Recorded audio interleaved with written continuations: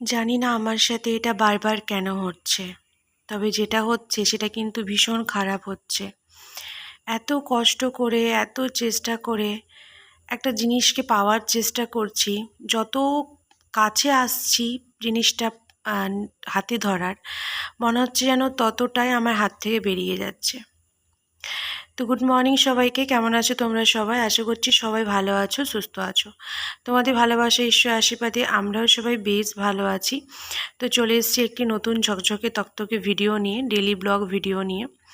জানি কিছু মানুষ আছে যারা আমার ডেলি ব্লগ ভিডিও দেখতে ভালোবাসে, তো বলতে পারো শুধুমাত্র তাদের জন্যই হয়তো এনেছি। এটা কিন্তু বার্থডের আগের দুদিন আগের ভিডিও, মানে 25 তারিখের ভিডিওটা হয়তো তোমরা অনেক দেরি করে পাচ্ছ। তার কারণটা তোমাদেরকে পুরোটাই খুলে বলবো। তো পুরো ভিডিওটা দেখতে থাকো, দেখলেই পুরোটা বুঝতে পারবে যে আমি কেন আগে কথাগুলো বললাম। এখন ঘড়িতে বাজে 12:05। এখনও টেবিলটা পরিষ্কার করা হয়নি। সব জিনিসের মতো জিনিস রেখে দিয়েছি, এগুলো এবার একটু গুছিয়ে নিলেই হয়ে যাবে। চারদিক পরিষ্কার করে নিয়েছি, এইমাত্র স্নান করে এলাম। আমার আবার একটা খুব বাজে অভ্যেস, সেটা হচ্ছে যে আমি পুজো না করে খেতে পারি না। তো সেই জন্য আমি যখন বাড়িতেও থাকি, তো বেশিরভাগ আমি কাজ পুরো মানে রান্নাটা আগেই সেরে নিই। রান্নাটা করে নিয়ে তারপরে বাকি কাজ করে, স্নান করে, পুজো করে তারপরে খাই। এবার দেখো, আর কোনো কাজ নেই, শুধু টেবিলটা পরিষ্কার একটু পুছে নিতে হবে ওপরটা, আর যা আছে জলের বোতল, কৌটো টৌটোগুলো, ওগুলো পুছে নেব। আর জামা কাপড়গুলো ভাঁজ করে রেখে দেবো। জামা কাপড় কাচাও হয়ে গেছে, কাঁথা কাচাও হয়ে গেছে। অনেক দিন পর দুটো মোটা মোটা কাঁথা কাচলাম, সব ছাদে মেলে দিয়ে এসছে। এখন আমার কোনো কাজ নেই, পুজো করে আগে দুটি পেটে দেবো, তারপরে বাকি কাজ ওই টেবিলটা একটু পোছার কাজ আছে, একবারে খেয়ে টেবিল পোছে এবারে রেস্ট করব, ভিডিও করব, রিলস বানাবো, এডিট করব, অনেক কাজ।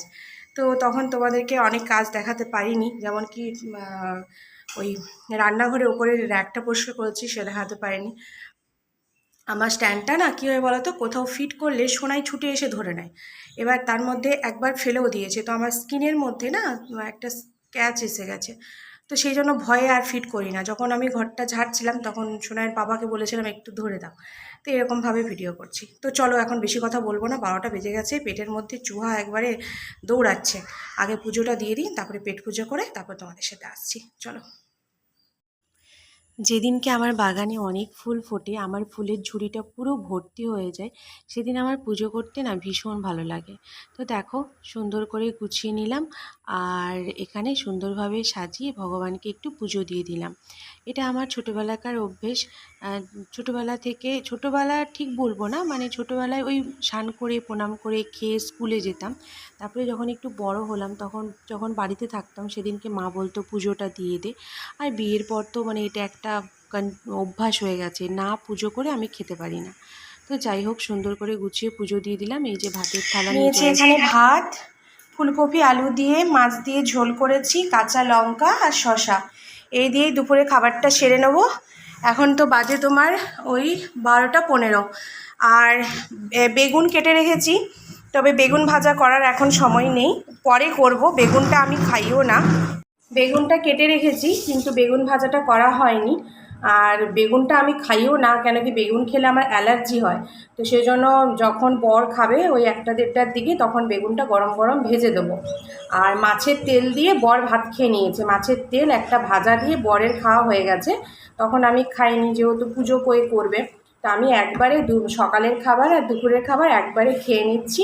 খেয়ে একটু রেস্ট করব, তারপরে সোনাইকে স্নান করাবো, খাওয়াবো, তারপরে ওকে ঘুমটুম পাড়ি দিয়ে আমাদের আজকে এখানে ভোট, তারপরে আমি ভোট দিতে যাব। তো চলো, বেশি কথা না বলে আমি খেয়ে নিই।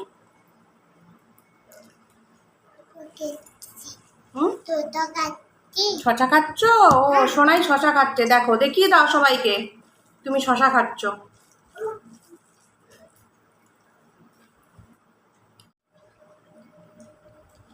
শশা খেয়ে স্নান করে নেবে, হ্যাঁ? আচ্ছা।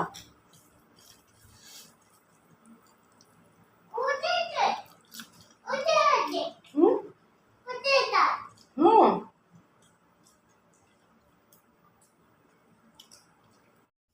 দুপুরবেলা একটু ঘুমিয়ে গেছিলাম সোনাইকে ঘুম পাড়াতে গিয়ে। তারপরে বরমশাই ঘুম থেকে তুলেছে, তখন বাজছে 4টা 20। বলছে তুমি ভোট দিতে যাবে?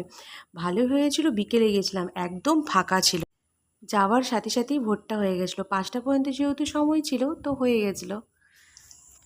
আর যেহেতু বাড়ির সামনেই ছিল তো সেই জন্য অসুবিধে হয়নি। তো দেখো এখন খাবো আমি চাউমিন, আর একটু পকোড়া এনেছে বর রাত্রিবেলা। তোমাদেরকে বলি যে ভিডিওর প্রথমে কথাগুলো কেন বললাম, সেটা হচ্ছে আমি আজকে 2 বছর ধরে ভিডিও করছি, 2 বছরে কোনো দিন আমাকে ইউটিউব থেকে ভিডিও কিন্তু ডিলিট করেনি। এর আগেও আমি অনেকবার আমার সোনাইকে দেখিয়েছি, সোনাইয়ের ভিডিও আপডেট করেছি অনেকবার, প্রচুরবার, কিন্তু কখনো আমার কিন্তু ভিডিও ডিলিট করেনি। আমি একটা ভিডিও দিয়েছিলাম, সেটা হচ্ছে কবে দিয়েছিলাম দাঁড়াও বলছি তোমাদেরকে, সোনাইয়ের জন্মদিনের আগের দিন একটা ভিডিও দিচ্ছিলাম, ঠিক আছে। তো সেই ভিডিওটা ডিলিট করে দিল এবং 24 ঘন্টার জন্য আমার কমিউনিটিটা অফ করে দিল। সেই জন্য তোমাদের সাথে জন্মদিনের দিন সোনাইয়ের বার্থডেটাও উইশ করতে পারিনি, যে কমিউনিটি একটা পোস্ট দেব। এটা গেল। তারপরে আজকে যখন এই ভিডিওটা আমি এডিট করছি, আজকে হচ্ছে 1 তারিখ, এখন বাজছে রাত্রি 11টা বাজতে 10 মিনিট বাকি আছে। তো আজকে একটা ভিডিও আমি যে তোমাদেরকে তো বার্থডের ভিডিওর প্রথম পার্টটা দিয়েছি, তাই তো। সেকেন্ড পার্টে বিকেলবেলা কেক কাটা, এই যে টুকিটাকি ব্যাপারগুলো ছিল, কিভাবে ডেকোরেশন করে, সেগুলো তোমাদের সাথে একটা শেয়ার করতে চেয়েছিলাম। তো সেই ভিডিওটা পুরোটা করলাম, এডিট করলাম, আপলোড করার পর বলছে যে ভিডিওটা তুমি পাবলিশ করবে না, ঠিক আছে, তো ভিডিওটা পাবলিশ করা যাবে না, এই বলে একটা আমাকে মেসেজ আসলো। প্রথমেই দেখবে যারা ভিডিও করো তারা জানো, ভিডিওর ওপরে যেখানটায় আমাদের ওই সাবস্ক্রাইবার সংখ্যা, ওয়াচ টাইম এগুলো দেখা যায়, ডলার দেখা যায়, ওই জায়গাটায় তো একটা মেসেজ দিল। তো ভয়ে আমি ভিডিওটা আর পাবলিক করলাম না। ভিডিওটা আমার চ্যানেলে এখনও রয়েছে, ঠিক আছে, মানে এখনও চ্যানেলে রয়েছে, শুধু পাবলিকটা করলেই হয়ে যাবে। পুরো এডিট করে থাম্বনেল বসিয়ে সব কিছু রেডি করেছিলাম। তো বারবার দুবার এরকম হয়ে গেল না, এখন মনের মধ্যে না ভিডিও করার ইচ্ছাটাই চলে যাচ্ছে ধীরে ধীরে। মানে আমার $100 কমপ্লিট হয়ে গেছে, ঠিক আছে, তা সত্ত্বেও পেমেন্ট আমার আসেনি। জানি না এই মাসে, মানে এই জুন মাসের যেটা পড়লো আজকে 1 তারিখ, এই মাসে যদি 30 তারিখের মধ্যে আমি পেমেন্ট না পাই, তাহলে আমাকে কোনো বড় ব্লগার বা যারা টেক চ্যানেল দেখে তাদের সাথে যোগাযোগ করে আমার চ্যানেলটা একটু ভেরিফাই করাতে হবে। আমি বুঝে পাচ্ছি না যে কেন আমার পেমেন্টটা আসছে না বা কী। মানে দেখো, একটা মানুষ যখন দিনের পর দিন পরিশ্রম করে, খাটে, তখন তার উপরে কিন্তু একটা মায়া থাকে, ঠিক আছে, একটা আশা থাকে।